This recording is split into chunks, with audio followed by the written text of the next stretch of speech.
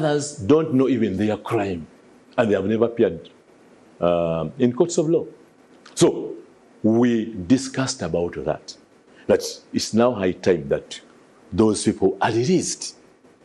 Secondly, we talked about Electoral Commission. I myself asked Mr. President, you have been assuring this country about these biometric machines.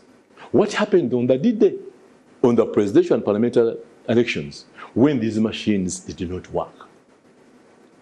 He's going to put up an investigation to find out why those machines didn't work.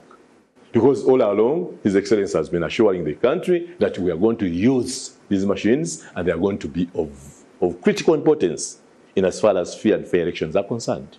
Honorable Latif, you were about 16 or 19? We're about 17. 17? Yes. Why is it that the pictures coming out show just a few of you and others are notably absent from the picture?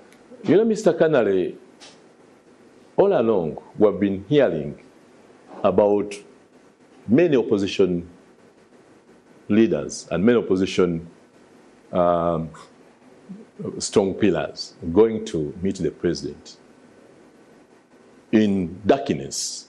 Others even try to change the clothes altogether. But now the new picture we are bringing in, or the new era, is meeting the president without hiding. And when it came to having that photo, His Excellency asked us that, would you need a photo? It was our request that, yes, Mr. President, we would love to have a photo with you.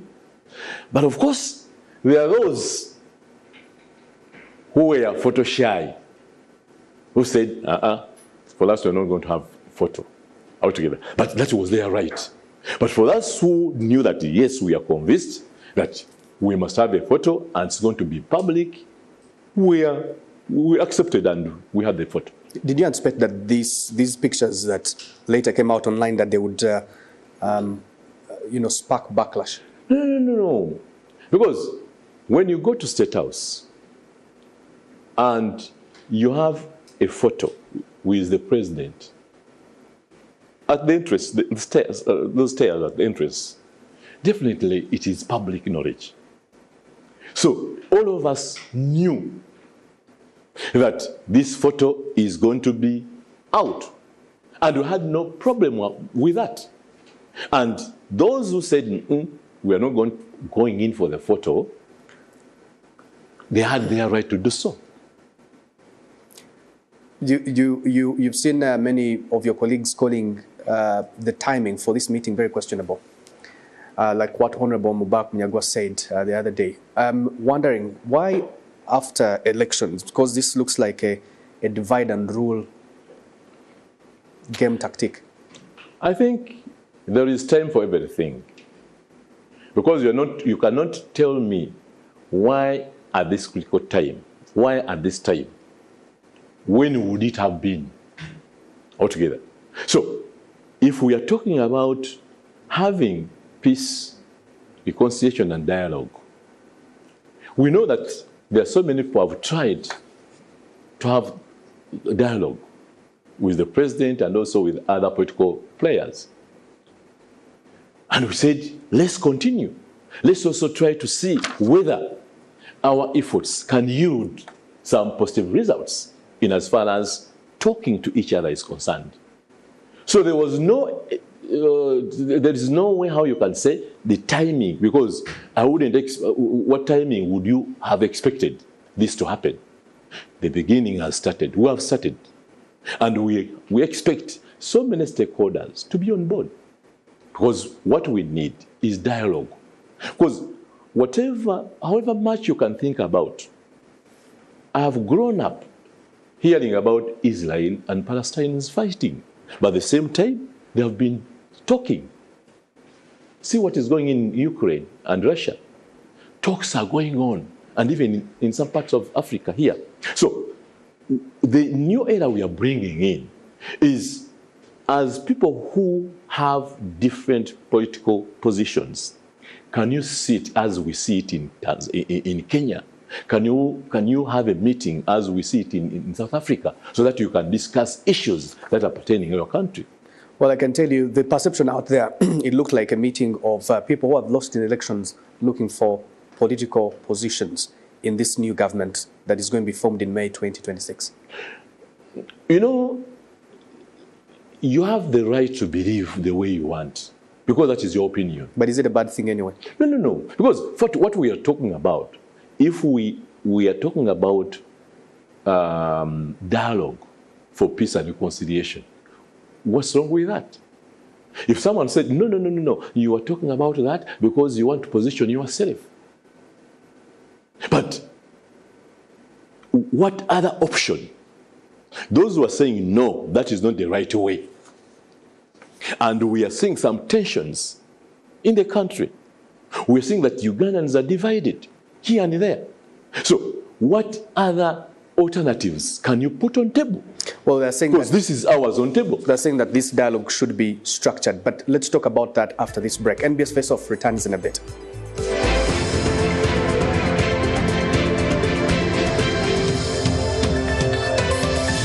Honorable Latif Sebagala, former legislator and one of the 17 opposition figures that did attend a meeting at State House. But what were the real outcomes and what did the president exactly commit to? Honorable, what are there tangible outcomes that you can point to that the president committed to?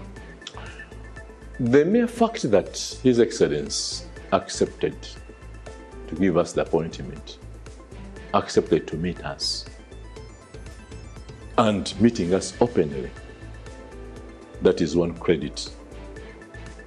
Because Ugandans have been known that meeting the president should be in secrecy when you're in the opposition. And you know, there are key opposition players who meet the president, but in secrecy. So that's why I'm saying that this is a new era we are bringing on table. Now, when we talk about what transpired and what should we expect, this is the beginning. Because when you talk about dialogue, it's not an event. Dialogue is a process whereby we are going to involve many stakeholders. And I want to remind Ugandans, we are not the first people to talk about dialogue. Initiatives have been there since so many years ago. The Ogola initiatives, even the Let's Mogeri initiatives, religious leaders. So we're just adding a block in as far as dialogue is concerned, because you agree with me that we cannot achieve anything tangible minus dialogue. Honorable, so we must open up. After 2 concrete hours, if you were given a pen and paper, surely your number one tangible result cannot be that there was an acceptance to this meeting by the president. You should at least have walked out with maybe half of the political prisoners released. No. For dialogue, one's of course initiated by the Interreligious Council of Uganda, IRCU. There's of course another forum which is IPOD.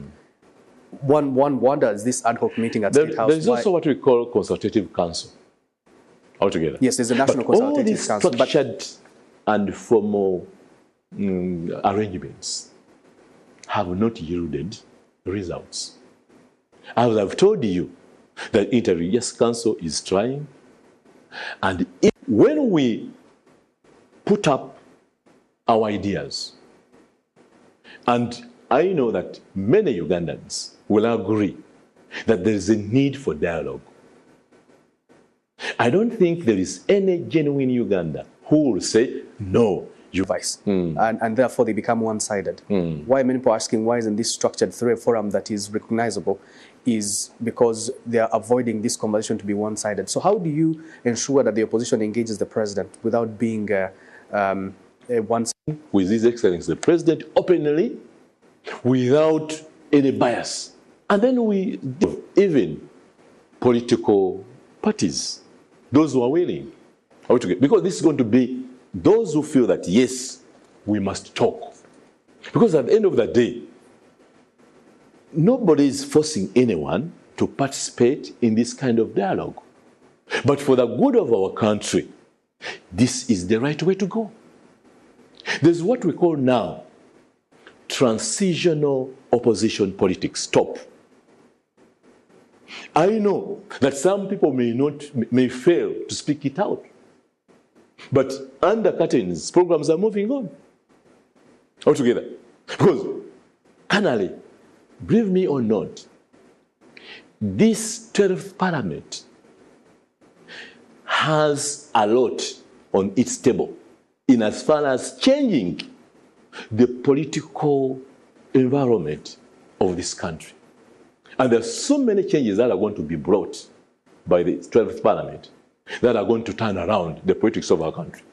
How are we prepared for that? Well, that's where you're going altogether. Therefore, the best solution out is to have a structured dialogue. Now, as Latif Sebagala Sengendo and the Sibambis and others, we have initiated this kind of arrangement. So anyone who feels that, yes, there is a missing gap here and there, come on board so that we can see how best we can move. So when should we expect resolutions from these meetings? Of course, coming to resolutions, we must have a series of meetings. One of the most important elements here, what we must really appreciate, is that His Excellency the President accepted that he has no problem with dialogue. And he said he is more than willing to talk. So right now, what we are trying to put together is to, because many people have been calling us, why did you leave us? Why didn't you involve us? Yes, any beginning has to be with some people who are to start somewhere. Pioneering it. So we expect various meetings, and those meetings, I know at the end of the day, we shall get what we want. How were the 17 chosen? Who chose them? Of course, you cannot say that, because this was not all media houses, on all social media platforms. Dialogue, Latif Sebagala, Sibambi, Kaboso, and others has taken up. That means it is very important. And we would request that all Ugandans who feel that, yes, having confrontations, having being on loggerheads, we have tried it. It has not yielded any results. Now let's look at dialogue. If we can sit down as members of one country, and then we see how best we can move. It would be a missed opportunity if the focus on all media turns to dialogue, and that dialogue does not yield results. Honorable, I'll bring you back here and say this was a missed opportunity. You know, you can try, because I'll give you an example, that you may have a patient. You try your level best to get the best doctor, even changing hospitals and even taking that patient abroad. But at the end of the day, you expect the best. But if the worst comes, say, we are very appreciative to all doctors who have tried their level best to ensure that he survives. Okay, so but that is God's plan. So in hindsight, you have two possible outcomes, that it might work out, it might not. No. We cannot. No, that's what you're saying. For us, we are very positive. That's what you're saying, that the patient might die. For us, we are very positive that we want Uganda to be peaceful. Okay. And we want these dialogues to bear fruits. Okay, that is our inner objective. Let's take a break. When we return, where does this meeting between opposition figures and President Museveni leave the careers and reputations of the opposition figures?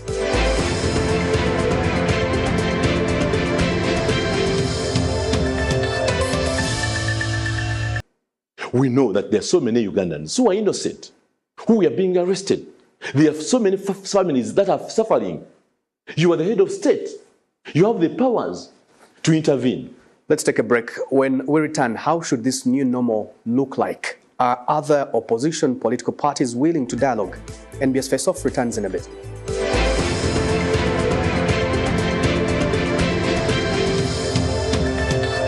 Government or NRM or President Museveni dialoguing with the opposition. What should this new normal, like Honorable Lateef Sebagala, my guest tonight on NBS Face Off, is describing it? Honorable, should the opposition now be open to regular meetings with President Museveni, or does this risk legitimizing?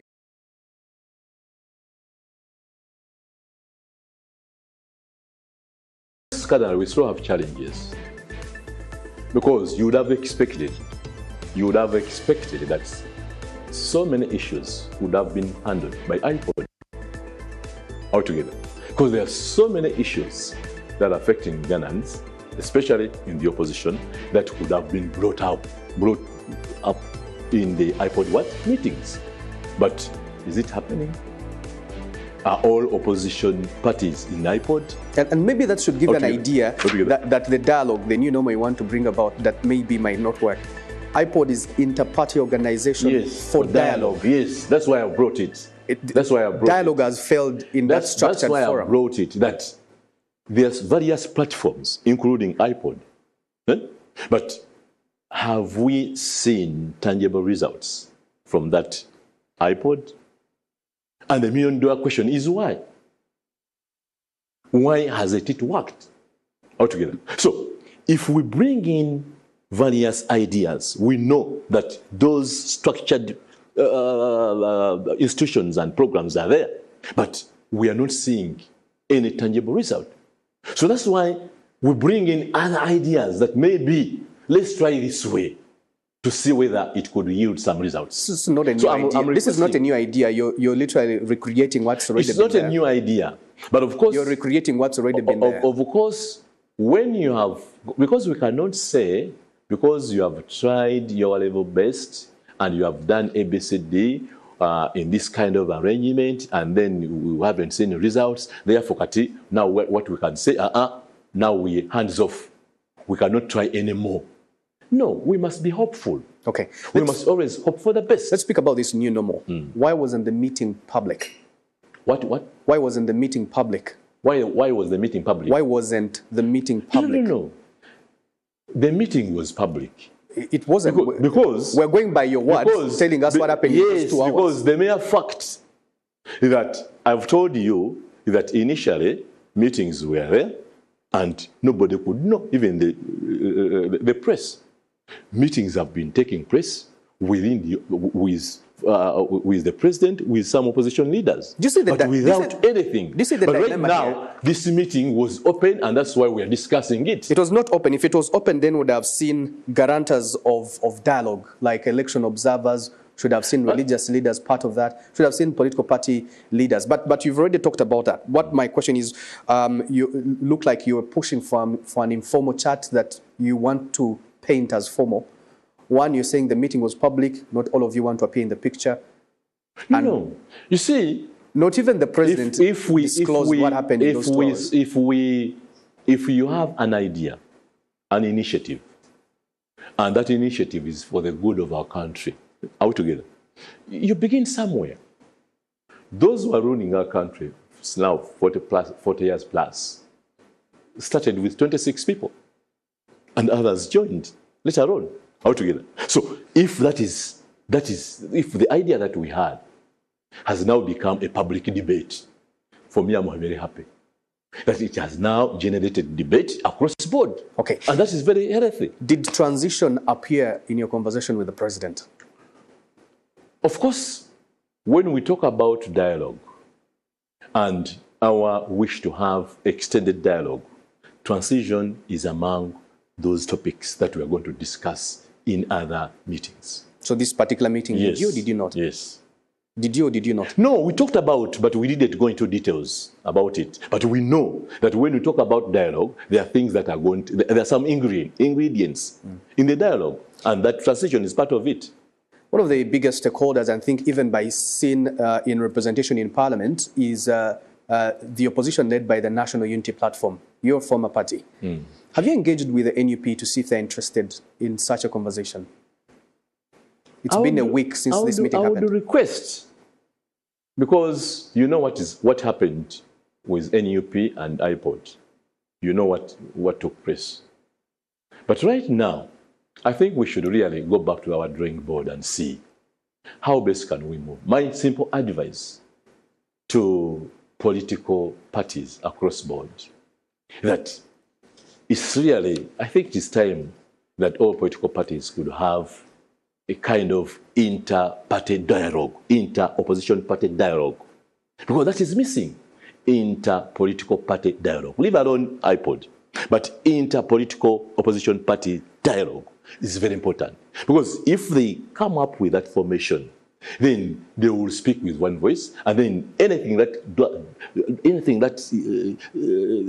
that is geared towards having a structured dialogue would come from that. You have a presidential candidate just participating in an election who is still in hiding. Is that a conversation that came up while you were talking with the president? That was under tension. Now there's a lot of political tension in this country, and that political tension needs a kind of dialogue. And I know that one of the the former presidential candidate who is missing, that is tension, which needs an attention. So did you discuss Bobi Wine's We talked about political tension in our country, and that is part of it. You seem not want to commit to any of the things that you talked about. You seem not want to commit on anything. Kennedy, what for you want me to discuss each and everything as if that the dialogue was supposed to be a one-day event. A dialogue is a process. My thinking is after 2 hours, when we talk about you have to be political specific. tension, when we talk about political tension, we mean that there are so many people, including the president of NUP, who is in hiding, who is nowhere to be seen. You have seen what has happened in his home. So after 2 hours of a conversation, you were speaking in general terms? We spoke so many things, as I've told you, about our country. So I think if we talk about political tension, what rings a bell in your mind is that, yes, there are things that need to be fixed, and we need to have a dialogue, because we know that His Excellency the President, Yoweri Kaguta Museveni, has powers to arrest the situation by ensuring that everybody is free, including the president of NUP. Nobody else can do that apart from him.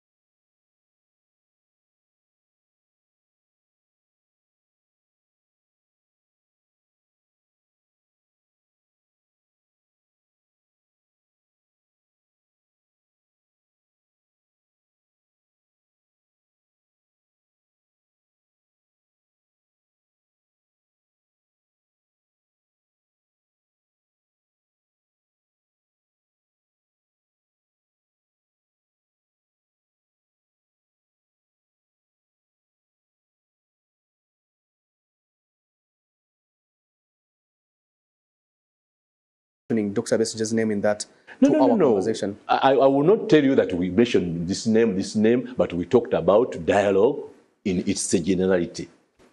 Yes. What about Honorable Mwanga Chivumbi? Did his name come up? No, Honorable Mwanga Chivumbi, the name came up, and we didn't go into details, but we said all these cases need to be diagonized politically so that we could have a way forward. Okay, so after 1 hour conversation with you, Honorable, what I picked for me is that you were asking for a presidential pardon for all people who have been arrested during the electoral period.